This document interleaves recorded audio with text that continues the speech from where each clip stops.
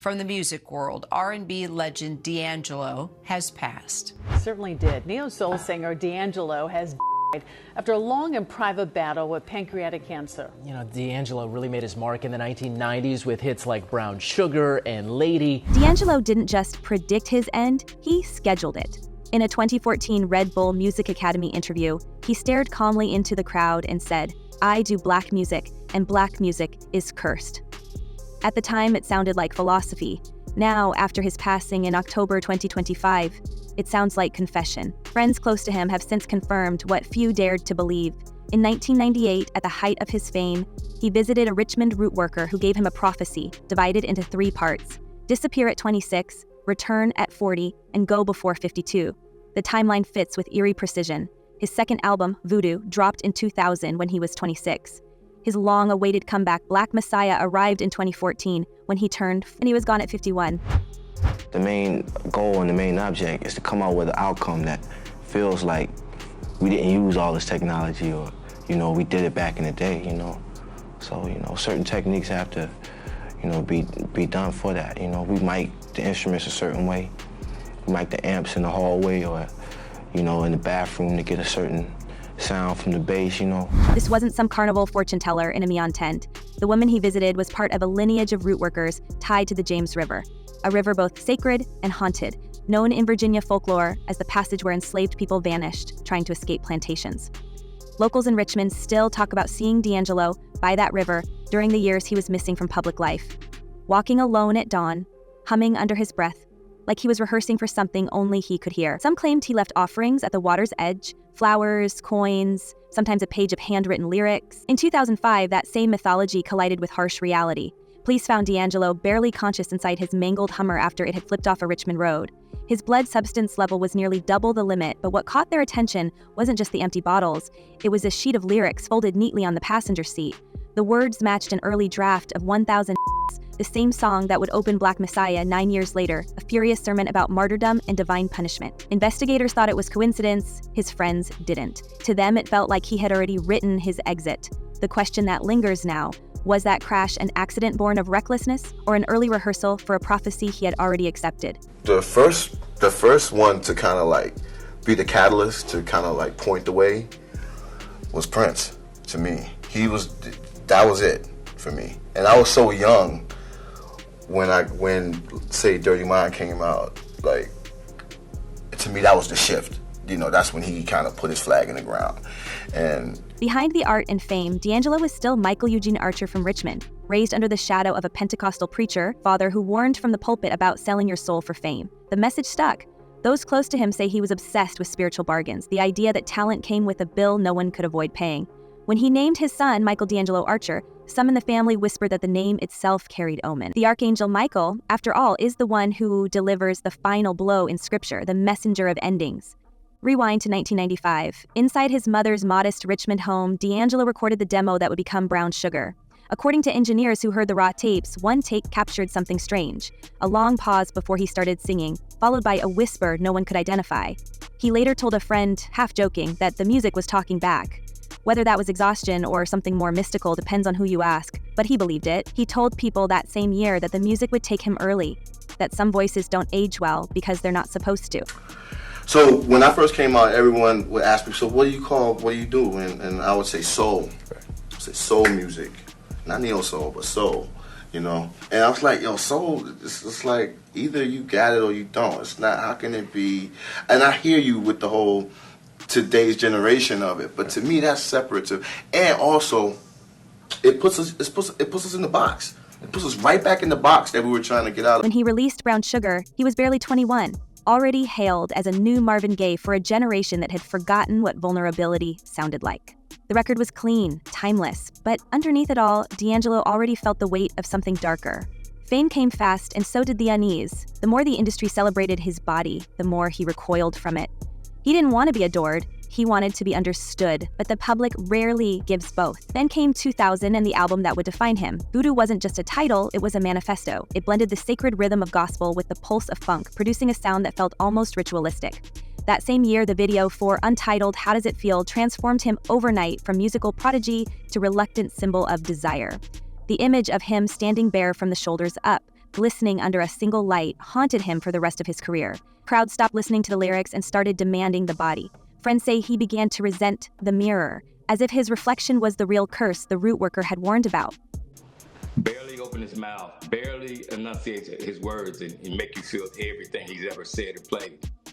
So I take it as he was a pioneer ahead of his time, and he was influenced by a pioneer ahead of his time. So it's magic. I think it was magic. It was spirit. 5 years later, his Hummer crash became a tabloid story about self-destruction. The headlines wrote him off as another fallen artist, but in Richmond, those who remembered the prophecy saw something else, a man trying to outrun a promise. Around that same time, witnesses claimed to see him at the James River again, sometimes just sitting on the embankment for hours. One fisherman told local reporters he thought D'Angelo was meditating. Another said he looked like he was praying. In truth, nobody really knew. D'Angelo's family history fed the mystique. His father, a devout preacher, believed worldly music was temptation wrapped in melody. His sermons often targeted musicians who blurred the line between church and stage, warning that every note not sung for God was a note stolen by darker forces. For a child raised in that doctrine, every recording session was an act of rebellion and confession at once. The tension never left him. His artistry was born from it. The prophetic pattern that governed his life didn't seem obvious until after the second part was complete. When Black Messiah dropped in December 2014, he was 40, exactly the age the root worker had predicted for his return. The album's themes of revolution and sacrifice seemed to anticipate the same fate his prophecy described. He had vanished for 14 years, and when he reappeared, he looked older but strangely peaceful. Interviewers said he spoke like a man who'd seen beyond the normal range of vision. He refused to explain where he'd been, saying only that time doesn't move the same way when you're out of it. The whole concept to me and what funk really means to me is it's black rock and roll. It's when George said we have returned to reclaim the pyramids, that's what that represents to me. The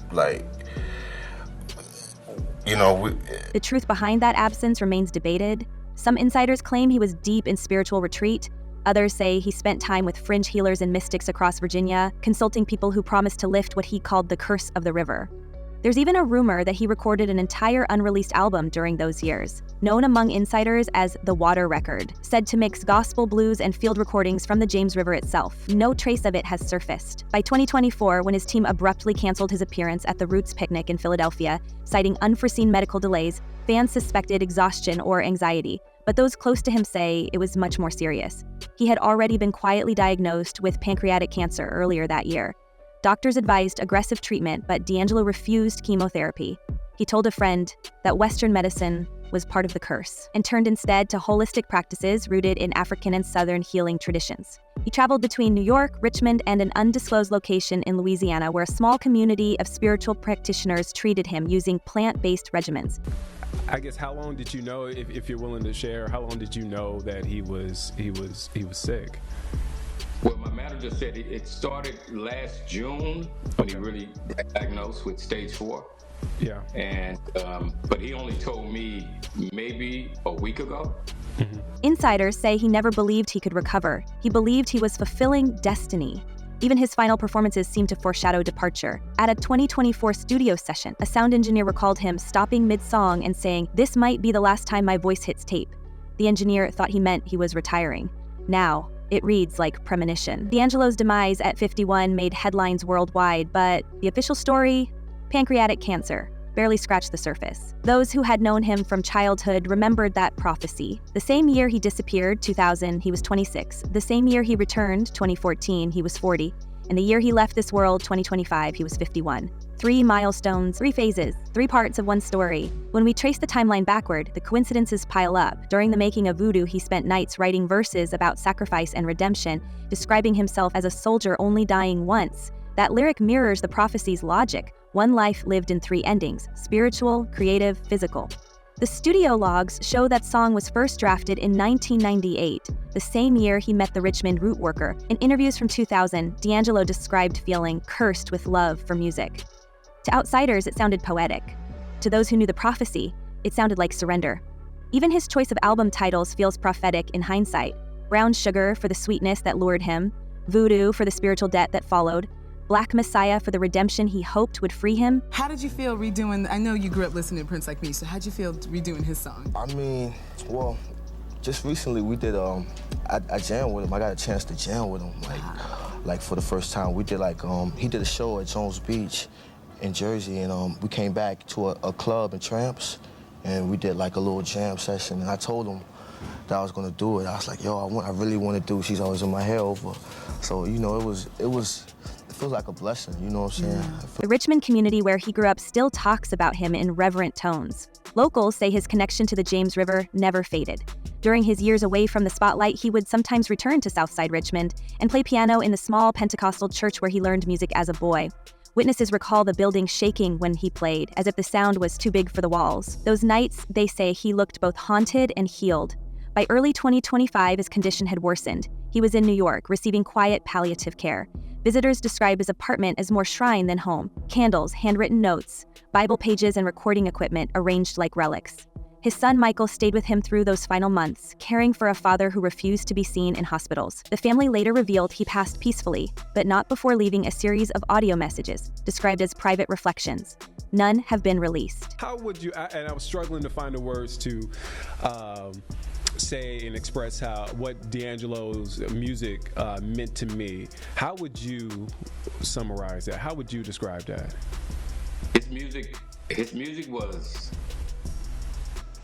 it was like a segue from some of the greatest old music you've ever heard into the newest sound that you couldn't even fathom. When the news broke on October 14th, tributes poured in from Beyoncé, Nile Rodgers, and Missy Elliott, all calling him one of the most transformative voices of modern R&B. But underneath the public mourning, whispers about his prophecy returned with force. Former bandmates admitted that D'Angelo often spoke about time in threes. He believed life operated in cycles of 14 years, 7 for ascent, 7 for retreat. By his math, his third cycle was ending in 2025, he told one collaborator. After that, it's someone else's turn. Those who dismiss the prophecy as coincidence point to his documented health issues and years of substance dependence as explanation enough. But others can't ignore how neatly the timeline fits, or how his music seemed to narrate its own unfolding. The patterns are too deliberate, the symbols too consistent. In the months since his passing, rumors have surfaced that the Richmond root workers' descendants still hold notebooks from that 1998 session. Pages said to contain details of the prophecy and a request written in D'Angelo's handwriting. If true, those pages might reveal who else knew the secret, and whether anyone tried to change it. Some say one of those notebooks was retrieved from a collector in Atlanta. Others insist it was burned as per his instruction after his passing. And we want to start right off the top with more tributes continue to pour in after legendary singer, Grammy Award-winning singer, one of my favorite artists, D'Angelo, passed away yesterday. His family confirmed he passed away after a long bout with pancreatic cancer. Just moments before we got on the stream, we got a chance to hear from the one and only singer, songwriter, Grammy Award-winning. Whatever the truth, D'Angelo's story now sits somewhere between myth and evidence. He was a man who lived like his art, layered, rhythmic, full of hidden meanings. His disappearance wasn't a retreat from fame. It was the first step in fulfilling a timeline he believed had already been written. The cancer that finally claimed him may have been medical reality, but to those who followed the signs, it looked like the inevitable conclusion of a pact made long ago by the river that raised him. Yeah, and we'll talk a little bit more about that, but it's like, when you hear this news, the first thing I did was say, oh man, because D'Angelo. But then this might sound weird. Then I started to smile. Why? Because I was thinking about his music. And that's the thing about his sound. And his reach. His sound transcends time, and that's the thing about D'Angelo. We can't talk about D'Angelo's story without talking about what the FBI once feared most. In a 1960 SCOINTELPRO memo, federal agents warned of a Black Messiah who could unite and mobilize a generation. And decades later, D'Angelo named his final album exactly that.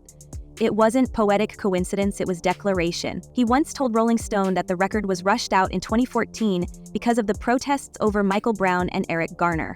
But those who worked closest to him insist the songs had been finished long before that. He was waiting, they say, for the world to catch up, waiting for a spark. So we have to ask, was it just music? Or was it a coded alarm that the prophecy had entered its final stage? What is funk? How would you describe funk to someone who'd never heard of it? Okay. funk, the best way I can describe it to me, all right, I remember George Clinton saying something like this. He said, rock and roll is like the blues sped up. It's like a faster version of the blues. So funk is kind of like, it's not as slow as the blues, so it's right in the middle. The signs had been there all along. In 2005, police pulled him over in Virginia with a handful of substances, a concealed weapon, and a scorched CD labeled Devil's Pie Outtakes. The title alone echoed his 2000 track about greed and manipulation inside the industry. Investigators logged it, shrugged, and filed it away. But insiders claim that disc contained raw studio rants, him naming names, talking about contracts, about what he called soul trafficking. The file vanished into evidence storage and was never seen again. Then, in one of his final public interviews, Questlove broke silence, calling D'Angelo's departure the most on-brand exit in music history. His exact words. But the question no one can quite answer is, on-brand for who? As his health faded, new clues appeared. According to confidential medical records reviewed by several outlets, he turned down chemotherapy completely, choosing instead to work with practitioners of traditional African healing linked to the same rootwork circles that gave him the 1998 prophecy. He told friends he was cleansing the body so the spirit could finish the work. Some thought that meant faith, others thought it meant ritual. Either way, it was a return to the same forces that had framed his entire life. You know, it's something that's a little strange to me, but you know, because it happened so fast, from me knowing that he was battling until the time of his demise, it was pretty quick for me. So I'm kind of numb in a way. Then came 2023. The year everything quietly shifted. D'Angelo transferred his masters, every recording, every mix, every alternate version, to a private trust. Not to his son, not to his estate. The paperwork led to a Shell LLC registered in Richmond, Virginia, under a name that doesn't appear anywhere else in corporate records. The address, curiously, sits a few blocks from the church where he first learned piano. One former attorney claims that a sealed clause in that trust prevents any release or sale until the year 2040, 14 years after his passing. 14 years, the same number that defined every stage of his prophecy. Coincidence or completion? Yo, what's up? It's D'Angelo. Come check me out at the hang. We hanging out, all right? Right here. We're left staring at a pattern too deliberate to ignore. From the 1998 root reading, to the 2014 Black Messiah release, to the 2023 transfer, to his final breath the following year, it feels choreographed, not chaotic. Like he wasn't fighting fate at all, but fulfilling it piece by piece. D'Angelo's story doesn't read like tragedy anymore. It reads like blueprint. And if that's true, we have to wonder, did he design his own ending as a message to the rest of us? So here's the twist nobody's ready for. What if the prophecy isn't over? What if the music, the masters, the message were all set to reappear exactly when he said they would? Would that make D'Angelo the man who broke the curse or the one who proved it real? Tell us what you think in the comments, because this mystery feels far from finished. Until next time, keep your eyes open, your records spinning, and your legends alive.